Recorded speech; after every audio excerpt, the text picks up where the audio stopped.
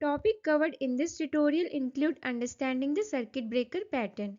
We will look into the fundamentals of circuit breaker pattern, its benefit and how it helps in building resilient microservices. Then we will be looking into introducing Resilience4j. We will get to know about Resilience4j, its feature and how it complements the circuit breaker pattern.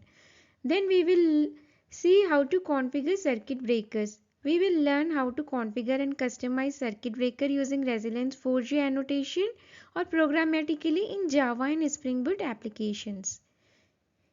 Next, we will be looking into fallback strategies. Implement fallback mechanism to handle failures when a circuit breaker is open. We will explore different strategies for providing alternative responses or default values. Monitoring and metrics. We will discover how to monitor circuit breakers, gather metrics, and gain insight into the health and performance of your microservices using Resilience4j monitoring capabilities. And finally, we will be looking into integration with microservices. We will explore how to integrate Resilience4j circuit breaker into a microservices architecture. In the world of microservices, building resilient system is crucial to ensure the stability and availability of your applications. As microservices communicate with each other over networks, failure and latency issues are inevitable. To address these challenges, implementing a circuit breaker pattern becomes essential. This tutorial focuses on leveraging Resilience4j, a powerful resilience library for Java and SpringBoot3.0 to implement circuit breaker in your microservices architecture. Resilience4j provides a comprehensive set of resilience pattern and features including circuit breakers, rate limiters, retry mechanisms and more. By using Resilience4j circuit breaker pattern, you can prevent cascading failures and improve the fault tolerance of your microservices. It allows you to detect and handle failure in remote service dependencies by providing a fallback mechanism and controlling the flow of requests. I have already created a circuit breaker video with the entire concepts about what circuit breaker is. If you have not watched it, please stay tuned and watch first this video, circuit breaker in microservices Spring 3.0 using Resilience4j, and then you can follow this video. So we will use Spring Boot application and Java 17 version to implement the circuit breaker application. As part of this, we are using Spring Cloud Circuit Breaker library. And this library will provide an abstraction across different circuit breaker implementation. For our implementation, we are using Resilience4j. There is another alternative also called as Spring Retry. Previously, Netflix Histric was used, which is deprecated from Spring 3. Onward version. So we will focus with Resilience4j. So the Resilience4j, we have already seen the different states like closed, open and half open. We can verify all these stages in our API gateway and the booking service application. Along with that, there are different mechanisms like cloud-based sliding window and the time-based sliding window. In our application, we will use the count-based sliding window. You can go through this entire documentation. It is very important and useful, and you can get a clear idea about how to use Resilience4j with the circuit breaker application. As now we understand what is circuit breaker, now let's implement the circuit breaker at the API gateway and at the booking service. At the API gateway, we will implement a circuit breaker for flight search service and the booking microservices. Since user requests come directly to the API gateway, we want to ensure that any request directly hitting the gateway have a fallback mechanism in case of failures. For the services like booking microservices, which make internal call to other microservices, the circuit breaker implementation will be handled at the booking service level. This means that the booking service will have its own circuit breaker to handle failures and fallback scenarios when communicating with other microservices. For API gateway, To implement the circuit breaker, we will follow below 4 steps. First, we will add the resilience library in the pom.xml file, and then we will add the related configuration in the configuration property file, and then we will implement the fallback controller, and finally we will be having the Resilience4j circuit breaker factory bean. We can add the dependency using Spring Initializer. From the dependency section, click here and add circuit breaker. The first one is the Resilience4j, so click on this one. And in the explore action, you can go and copy this dependency. In my case, I am using a web flux. So for web flux, we have to use the reactive Resilience4j. So if for example here I will go and add the reactive web, you can see the dependency has been changed. Here the dependency can be coming with the reactor -- Resilience4j. So let's copy this one dependency and go to the project. Inside this project, this is my project API gateway. Inside this API gateway, go to the pom.xml file and copy here this dependency circuit breaker reactor Resilience4j. So this is our first step. Now the next step is to add circuit breaker configurations in the property files. So in the API gateway, go to the resources folder and click on here this application.properties file. In the application.properties file, in my previous video, we have already defined the route for flight service route and the booking service route. So now let's add here some more properties, which is called as filters. So these filters will help us to define the circuit breaker. So first in the filter, we are providing the name as the circuit breaker, and then we are providing the next argument to this filter is arguments.name equal to flight search service, which is the name of the service. And then third one is the fallback URI. This fallback URI will be used whenever our services are down. So for example, when the flight search service is down, the API gateway will forward this request to this flight search service fallback API. The same way we will configure for booking service route. So let's add these three properties here. And these are again the filters with the name circuit breaker, booking service, and the forward URI callback. Now the third step is to implement this fallback controller. Let's create a new package called as controller inside this API gateway, and for this controller we will create a new class called as fallback controller.java. So this fallback controller is a REST API class. Here we can define this with the annotation REST controller, and here we can define two methods, one for the booking service fallback and another one for the flight service fallback. And you will make sure this URI is same as we have configured in the application.property file. As this booking service is using a post API to create the booking, we have to make sure what request we are using, we have to provide the same mapping. So we can use the post mapping for the booking service fallback, and for the flight search service fallback I am using a get request. So here we can add the annotation with get mapping, and we can finally add the message, like in case of booking service the message is booking service is down, and for the flight search service the message is flight search service is down. Now the last step is to configure this bean Resilience4j circuit breaker factory.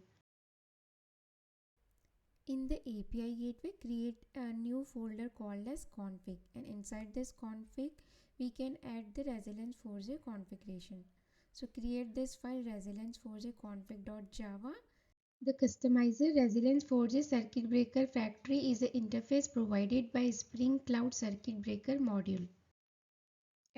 @bean annotation is used to declare a bean name default customizer, and this bean is a customizer Resilience4j circuit breaker factory type, which is responsible for customizing the configuration of Resilience4j circuit breaker factory. By defining this default customizer bean, you can customize the default configuration of circuit breaker created by Resilience4j circuit breaker factory in your application. Within a method body, a lambda expression is used to implement the customizer interface.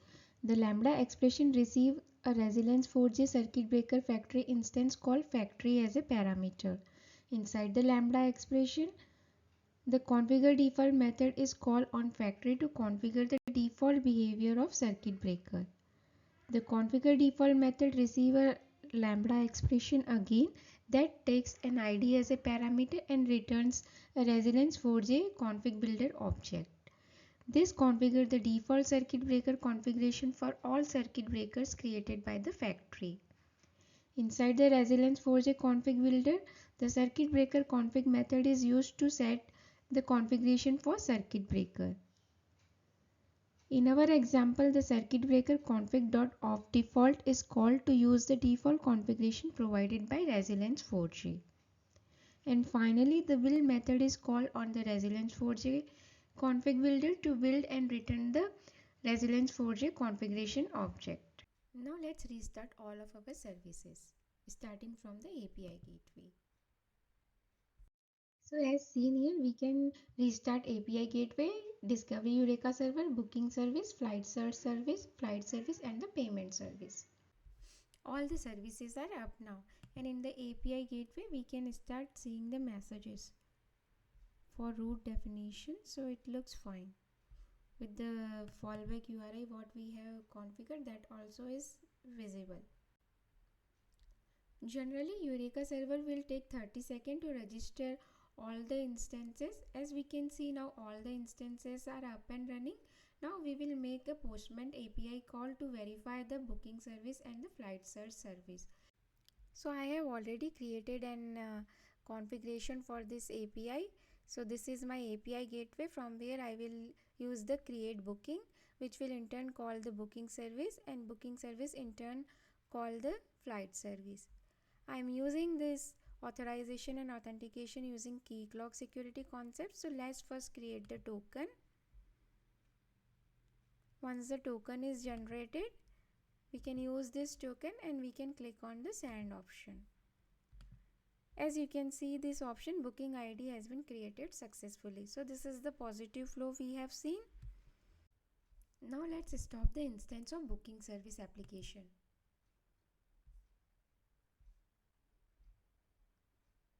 The booking service application is now stopped. Now let's go to the Postman, and from here again generate a new token, click on proceed and then click on send, and you can see here the message booking service is down. So this is my API for flight search service from the API gateway. Let's generate the token and click on proceed.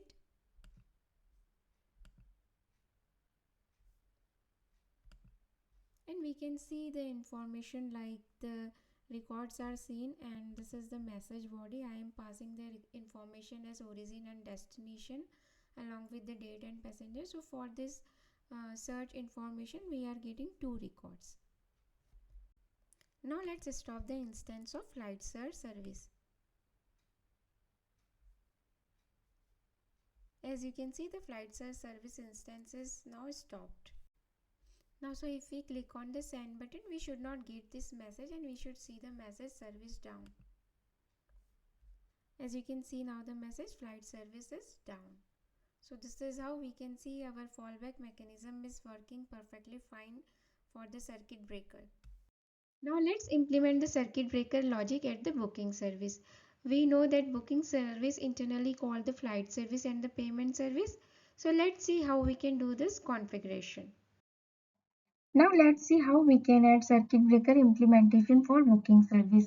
So first we will add this for the Resilience4j library in the pom.xml file to ensure that the necessary dependencies are properly managed and accessible. Then we will add the circuit breaker configuration at the properties file to make sure some parameters like failure thresholds and timeouts are available. And then we will add the circuit breaker annotation at the interface level where we have defined the inter-microservices communication. For this, we are using HTTP Exchange and FAME client.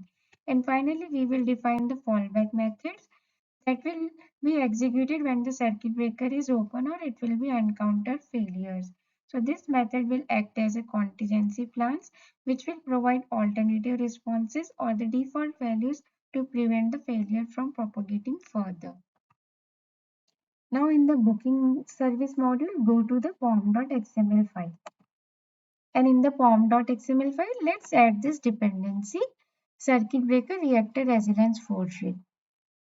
If we are using the web plus, then we have to use this reactor option. If we are using the simple web version, you don't have to mention this reactor option. Along with that, we will add one more dependency here called as SpringBoot starter actuator. This will help us to do some monitoring in our application. So for example, we want to see the circuit breaker status for different states like open, half open, and the closed one. So we can monitor everything here. Now let's add some configuration for circuit breaker in the configuration.properties file. In the booking service folder, go to the resources, and inside the resources there is a application.property file, and add following these properties. This properties allows you to fine-tune the behavior of Resilience4j circuit breaker for the specific instance name external. Now let's see the property. The first properties we have defined is Resilience4j circuit breaker dot instances with the specific name external dot register health indicator equal to true. The health indicator provides the information about circuit breaker status to the health monitoring system. So we have enabled this property. The next is Resilience4j.circuitbreaker.instances.external event consumer buffer size equal to 10. This property sets the size of event consumer buffer for the external circuit breaker. The event consumer buffer holds the circuit breaker events that occurs during the runtime. Now the next property is sliding window type equal to count base, which means the sliding window is based on the number of calls. The next is the sliding window size, which is equal to 5, which means with the value of 5 the sliding window will track the last 5 calls made to the circuit breaker. Minimum number of call is equal to 5. This property is important for calculating the failure rate and deciding whether to open or close the circuit. The next one is the failure rate threshold equal to 50. This property sets the failure rate threshold for external circuit breaker, and if the failure rate exceeds 50%, then the circuit breaker will open.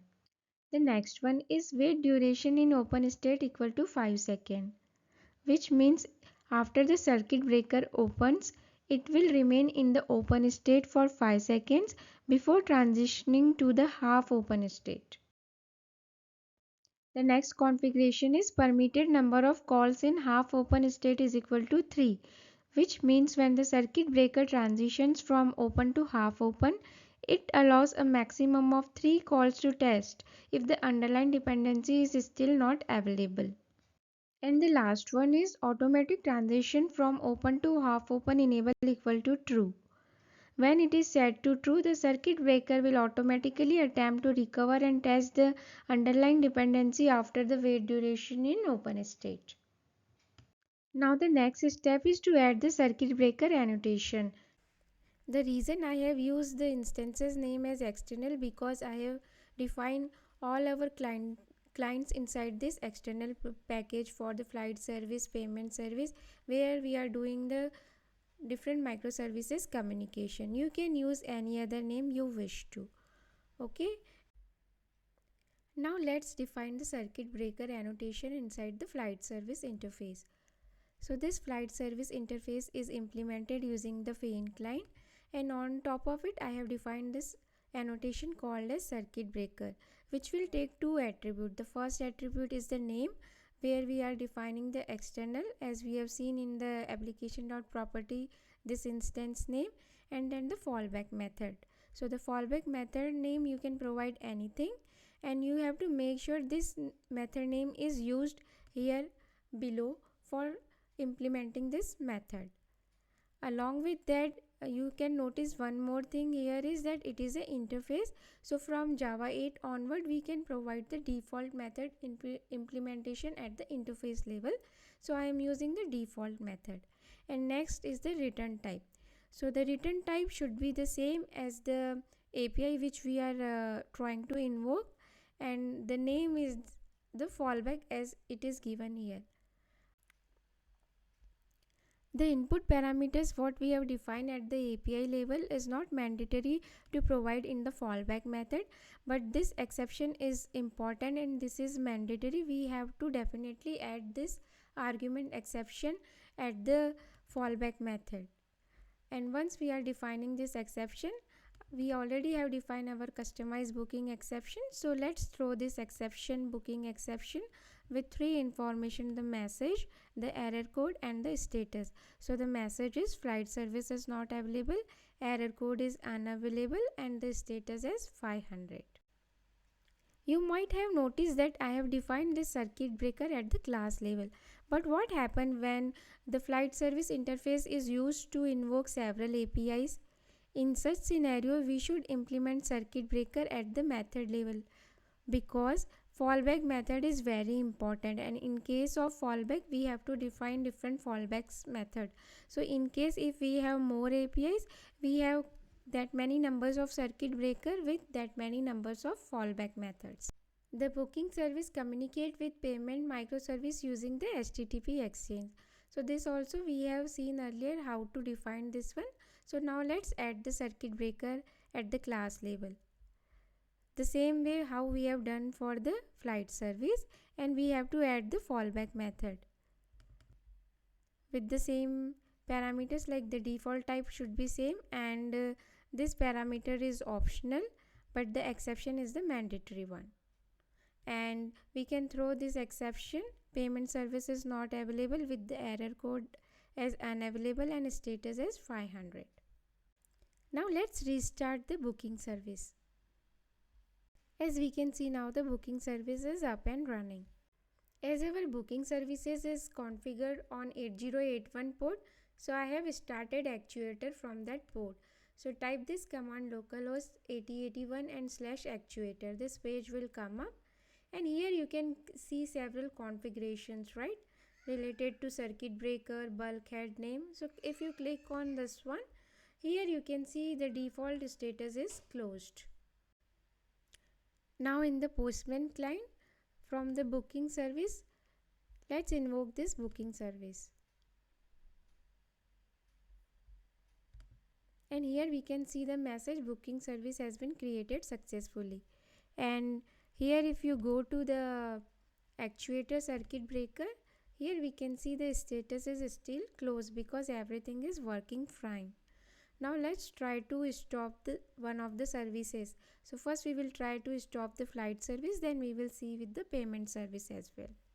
So this is a flight service. Let's try to stop this instance.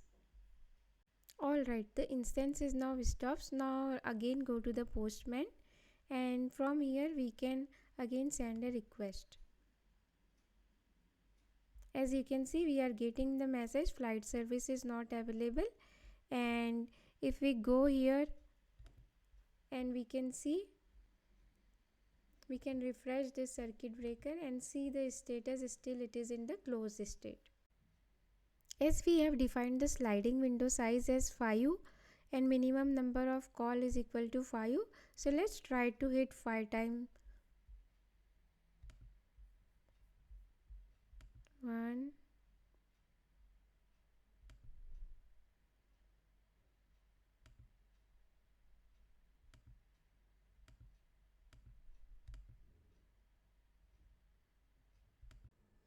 Now the state is in open state, right? So it is showing the fail call has happened 3 times and the buffer size is 5 as we have mentioned there. So from open, as you can see, now from the state of close it has moved to the open state. Now in the open state we have mentioned that open to half open is true and minimum number of calls are 3. So it will wait for 5 seconds as well. So if we again refresh, okay, let's give one more time a call and let's see again. You can see it has changed to half open because of the duration of 5 seconds. The 5 seconds has passed, so it has moved to the half open. And in the half open state, it will wait for minimum 3 times, as we have mentioned here. Now let's reboot the flight service instance again.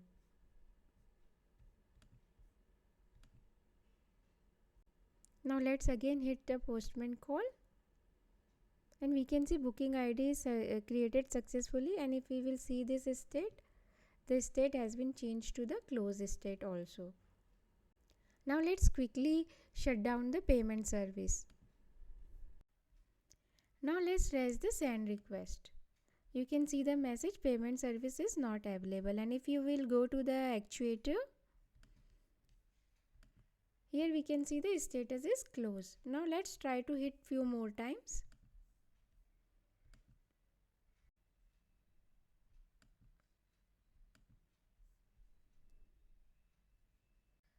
As you can see, now the state has been changed to the open state.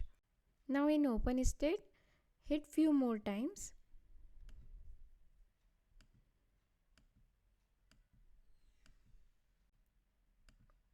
And here you can see the status has been changed to half open.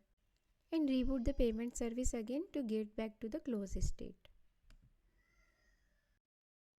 I hope now you understood what the circuit breaker is and how we can implement this using the Spring Boot and Resilience4j in our microservices. The next article I am planning to develop for other core module features like rate limiter, retry, time limiter, etc. There I will explain the core concept and their implementation